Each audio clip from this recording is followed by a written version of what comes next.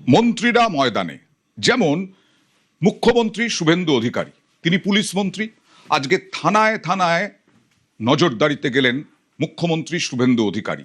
কোথায় গেলেন? প্রথমে ওয়ার্ডগঞ্জ থানা, সেখানে মহিলাদের জন্য যে হেল্প ডেস্ক চালু হয়েছে সেখানে পরিদর্শন করলেন, খোঁজ খবর নিলেন, ফাইলপত্র দেখলেন।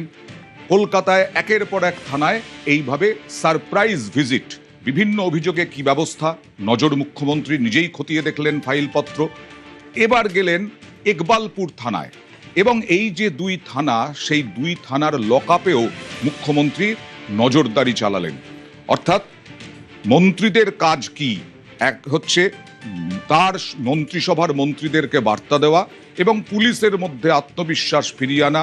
পুলিশকে ইতিমধ্যেই তিনি বলেছেন আইনের শাসন প্রতিষ্ঠিত হয়েছে, সেইখানে ময়দানের মন্ত্রীদের প্রথম হচ্ছে মুখ্যমন্ত্রী, পুলিশ মন্ত্রী। তিনি সারপ্রাইজ ভিজিট করলেন, নিজেই খতিয়ে দেখলেন ফাইলপত্র। একদিকে দেখুন ওয়ার্ডগঞ্জ থানায় মুখ্যমন্ত্রী, আর একদিকে ইকবালপুর থানায় মুখ্যমন্ত্রী। তার মানে কি এরপর বিভিন্ন থানাতেও, কলকাতার বিভিন্ন থানা হোক, রাজ্যের বিভিন্ন থানা হোক, সেখানে সেখানে তিনি সরেজমিনে, পুলিশ মন্ত্রী যাবেন, থানার কাজ সরেজমিনে রাজ্যের বিভিন্ন থানাতেও যাবেন, এবং অভিযোগ, সেই অভিযোগ অনুযায়ী কাজ হচ্ছে কিনা, অভিযোগ অনুযায়ী পদক্ষেপ করছে কিনা পুলিশ, সেইগুলোও খতিয়ে দেখছেন বা দেখবেন পুলিশ মন্ত্রী দিলীপ ঘোষ। মুখ্যমন্ত্রী এই সারপ্রাইজ ভিজিট নিয়ে কি বললেন দেখুন। আমাদের মুখ্যমন্ত্রী, আমাদের স্বাস্থ্যমন্ত্রী হসপিটাল যাচ্ছেন, মুখ্যমন্ত্রী পুলিশ মন্ত্রী বটে, তিনি সব জায়গায় যাচ্ছেন। সেজন্য গিমিক নয়, আমরা চাই গোড়ার থেকে সমস্যার সমাধান হোক। চান গোড়া থেকে সমস্যার সমাধানেই এইভাবে শুভেন্দু অধিকারী, বা সরকারের নীতি হচ্ছে গোড়া থেকে সমস্যার সমাধান। সেই কারণে আজকে মুখ্যমন্ত্রী তার যে দফতর পুলিশ, সেই পুলিশকে, পুলিশের গোড়ায় গলদ কিনা সেই সমস্ত কিছু দেখতে, কারণ এর আগেই বলেছেন নারী নির্যাতনে জিরো টলারেন্স, এর আগেই বলেছেন দুর্নীতি দমনে জিরো টলারেন্স, দুর্নীতিতে জিরো টলারেন্স, আইন শৃঙ্খলায় জিরো টলারেন্স। সুতরাং এই সমস্ত বিষয় খতিয়ে দেখতে মুখ্যমন্ত্রী শুভেন্দু অধিকারী দুটো থানা আপাতত আজকে গেলেন, ওয়ার্ডগঞ্জ এবং ইকবালপুর থানায়।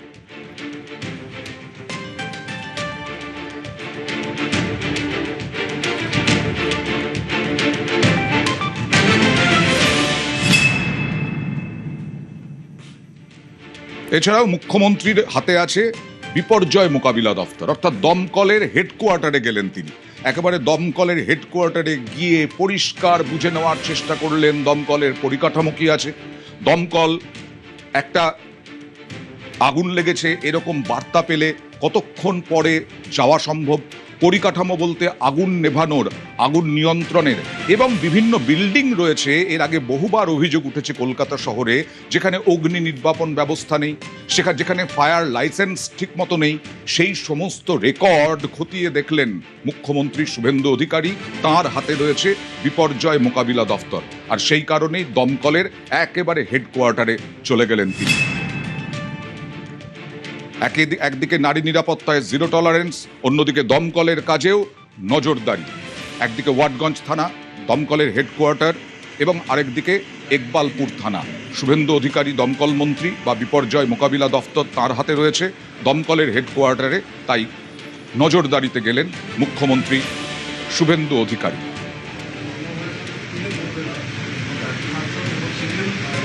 দমকলের আধিকারিকদের সঙ্গে কথা বললেন, আলোচনা করলেন, খতিয়ে দেখলেন ফাইলপত্র, বিভিন্ন বিল্ডিং, বড় বড় বিল্ডিং যেগুলো বানানো হচ্ছে বা পুরনো বিল্ডিং কলকাতা শহরের, তার ফায়ার লাইসেন্স, সেখানে অগ্নি নির্বাপন ব্যবস্থা, আগুন লাগলে পরে কিভাবে তা কন্ট্রোল করা যায় যত দ্রুত সম্ভব, সেই সমস্ত কিছু খতিয়ে দেখলেন শুভেন্দু অধিকারী।